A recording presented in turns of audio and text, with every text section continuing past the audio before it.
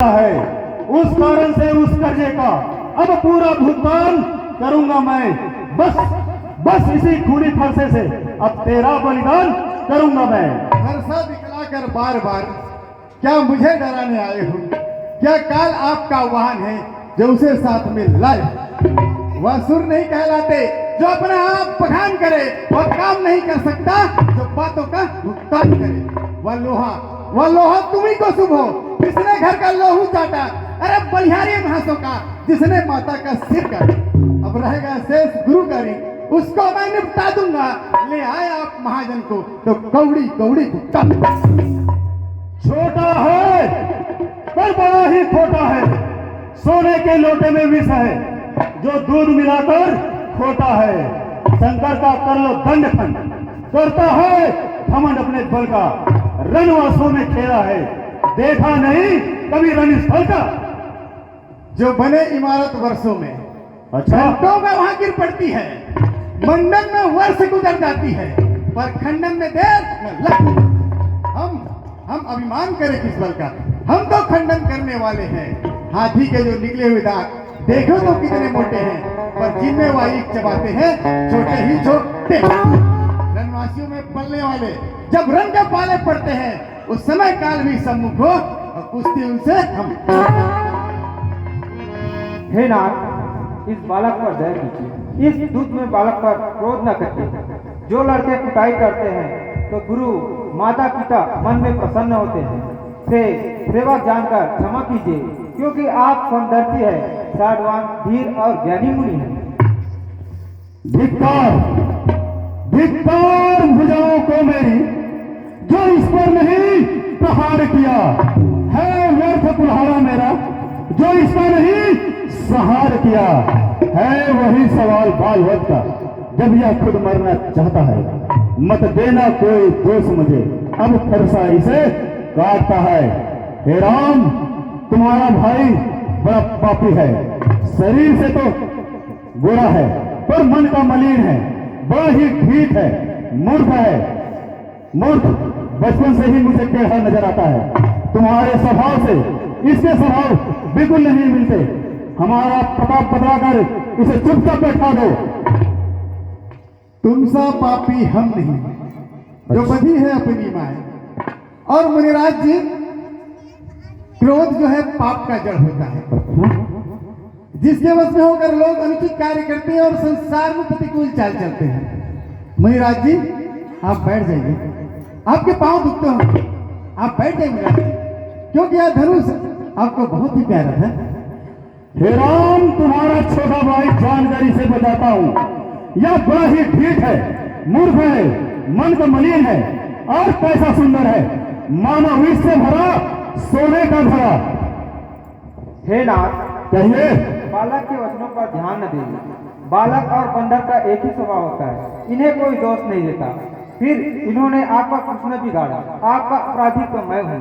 हे गोसाई, कृपा, क्रोध, वध और बंधन को कुछ करना हो, अपना दास समझकर मुझ पर कृपा कीजिए।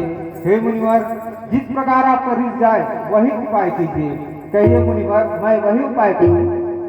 हे राम, तुम्हारी आग्रह से इनको छोड़ देता हूं।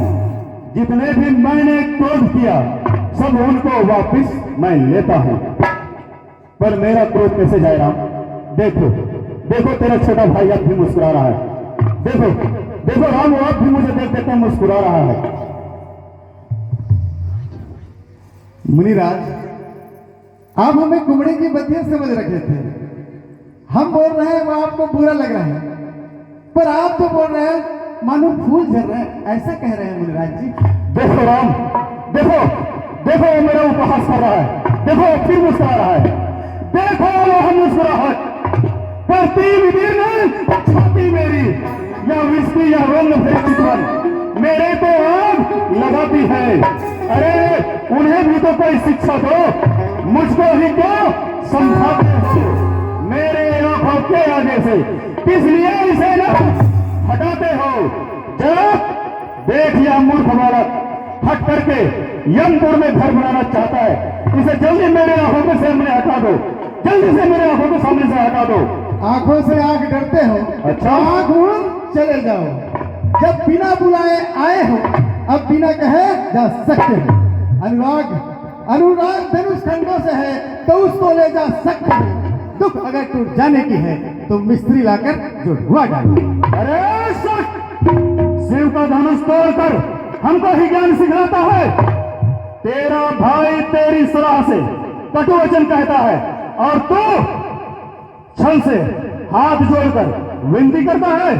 अरे छलकारी, अरे ओ शिवद्रोही, छल छोड़कर युद्ध कर, मेरे साथ मेरा मन संतोष कर, अन्यथा तेरे भाई से तुझे भी मार डालूंगा।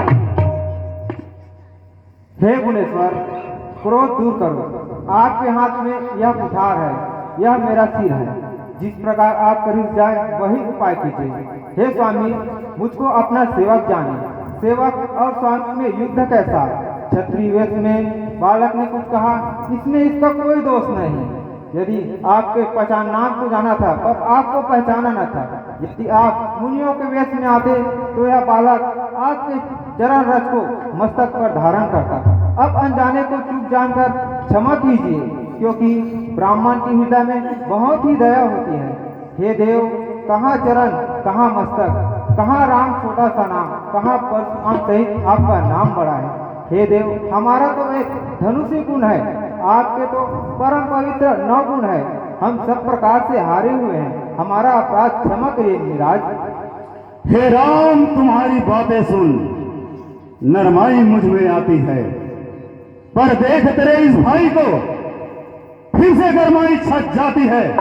देखो देखो, वो फिर मुस्कुरा रहा है। देखो राम, फिर मुझे देखकर मुस्कुरा रहा है। जनक देखो देखो, ये फिर मुस्कुरा है।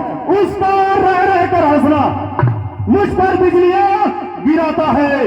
मैं पत्थर सा हूं खड़ा हुआ, दुविधा में चित पड़ा हुआ, बस इसे अब मार डालूंगा।